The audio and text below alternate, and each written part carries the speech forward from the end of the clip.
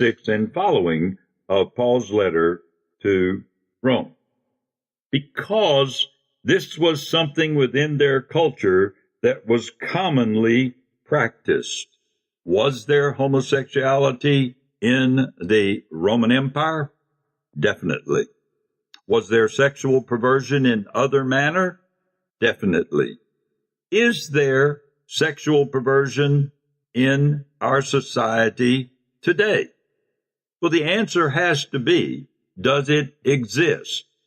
Openly, we find people today are, as they say, coming out of a closeted lifestyle where they are now not just telling people that they're gay, they are flaunting it. It is like this should be the accepted lifestyle because that's the way we are. And yet, scientifically, it is not a means of being born that way. What does that really mean? It means that people choose the lifestyle they want to live.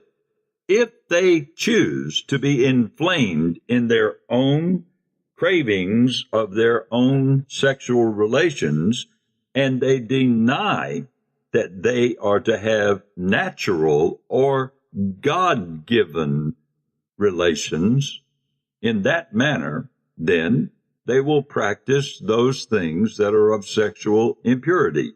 And there is something that is spoken of in the verses that follow, because we have read where it says that the males are actually able to leave the natural relations with females, and they were inflamed in their lust for one another. Now, it's an interesting thing, and I'm not going to belabor it. I'm just simply going to mention it in this segment, because we're studying something in the Word of God. Now, many will debate this, but this is what it says.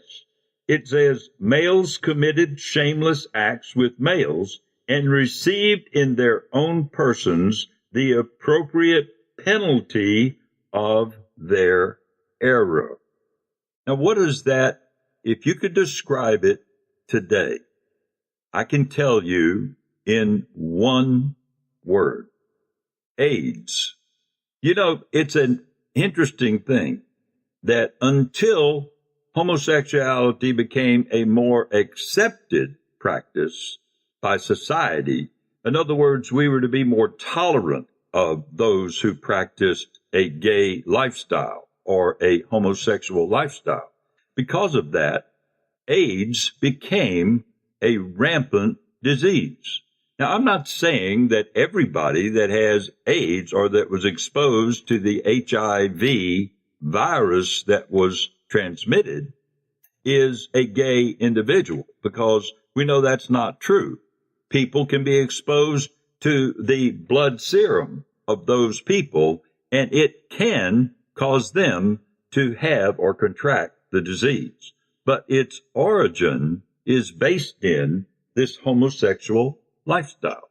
And so they are suffering in their own persons for their error.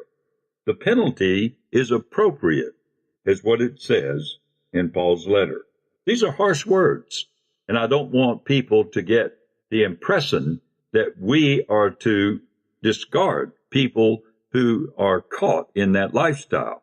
No, we're to love them, but we are to love them so they can see that Christ can come into their life and change their lifestyle, not that it will become an accepted lifestyle for them to continue to practice when they call themselves believers. And that is today's reflection on the Word. Thank you, Richard. Join us again tomorrow when we continue with the next edition of Reflections on the Word with Richard Kay.